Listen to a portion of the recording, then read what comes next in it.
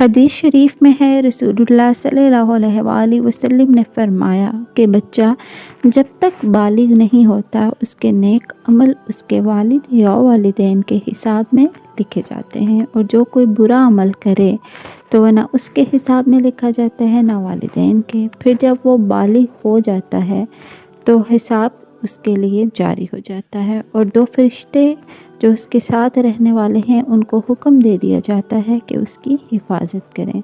جب حالت اسلام میں 40 سال کی عمر کو پہنچ جاتا ہے تو اللہ تعالیٰ اس کو 3 قسم کی بیماریوں سے محفوظ کر دیتے ہیں، جنون، جذام اور برص سے۔ جب 50 سال کی عمر کو پہنچتا ہے تو اللہ تعالیٰ اس کا حساب ہلکا کر دیتے ہیں۔